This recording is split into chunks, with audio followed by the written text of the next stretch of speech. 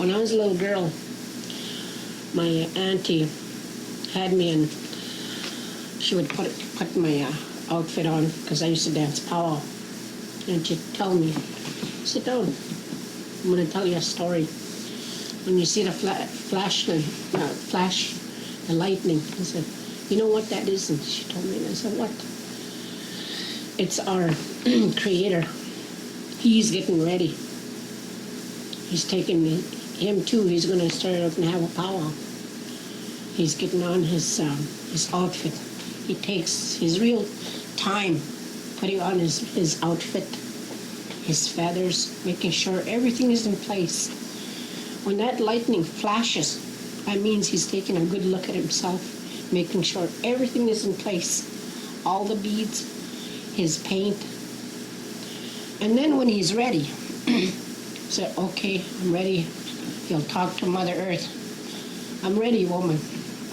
He'll say that. And that's when, boom, he just lets out one big, you know how the drum just lets out, eh? And then all the rain. Then this is a time for us, women, to water the earth, to feed our children. That's what he tells his woman. And sure enough, he just lets it pour. That's what I was told. Mm-hmm. And I've always kept it up here. Mm-hmm. And these are the things that I'm trying to teach Amanda, to respect Mother Earth at all times. You know, some people spit on her, trash her. It hurts me, you know. But what can I do? It's only society that we're brought up. So I try my best as caretaker, try to pick up all the dirt. But this story was told generation from generation. When he puts on his outfit, time for him to do his dance. This is what lightning is all about. Because he's taking his time, his mirror, and it flashes. He's just making sure the back all over him is all in place. So, anyway.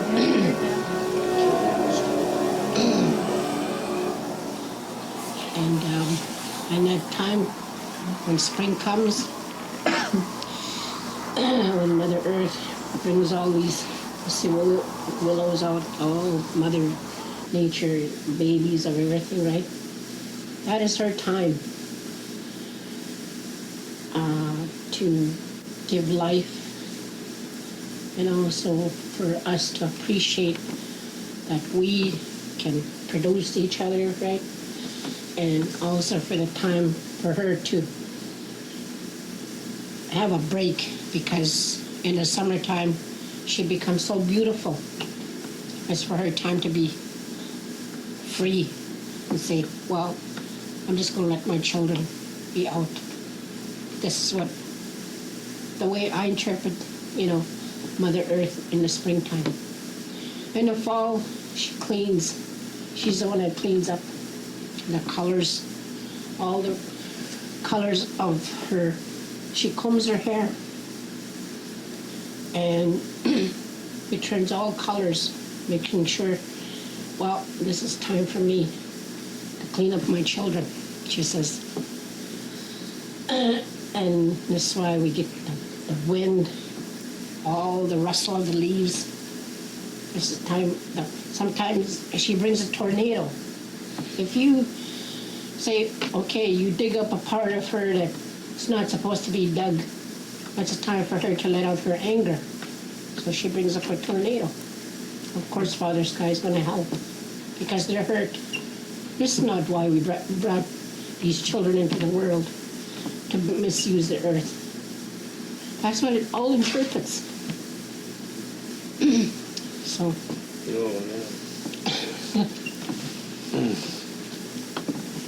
Ask me if I lived 100 years ago, and sometimes I think, because no, but I was told this, you know, you're going to be used, you know, somewhere along the line. You're going to meet somebody that is going to really going to look up to you, because you're going to be an example. You're going to be a very good teacher, not as the white tongue, but as you, the Native person, you are. And believe it or not, this was a dream that I was told. And it freaks me out sometimes. But I feel happy because I was planning to type out these stories so that it can go out to other Native people, so that we can unite and hold each other for those purposes. So that it's just, I guess, basic love that puts it all together. And, you know, so it's worthwhile to have, you know, how would you say that? It's like you laminated your language to yourself all these years, in spite of the white society, in spite of being in an urban city. That's what I think of it. It's my... Oh, I'm glad you kept it. My uncle, same thing, you know. He speaks Sioux. And every time I go, speak Sioux. Music to my ears. Right? Yeah. My mom spoke Sioux right till she was 12. And she lost it. She wanted to. Yeah, it's the same. I was the same way, you know. Actually, I was fortunate that I had old people that taught Saulteaux. When I caught tuberculosis when I was a baby, I was about 6 months old. And from the day when I was 6 months old, I remember that. And when I asked my dad, who was my uncle, I said, well, which hospital was that I was in? Because I remember I came home and I couldn't speak my language. I was about 1.5 years old. I couldn't speak Saulteaux. And then he says, well, that was because you were in the hospital for so long in a sanatorium. I stayed there till I was almost 3. So dear chiefs, matriarchs of the Squamish Nation, the Kitlok canoe is waiting to come ashore. We are asking you permission to do the work that is going to happen today. We ask your permission to come ashore so that the work that we do is recognized by your people of the Squamish Nation and the guests that are here to witness the work. On accepting our request to land our canoe, then the work that we do will be deemed to be legal.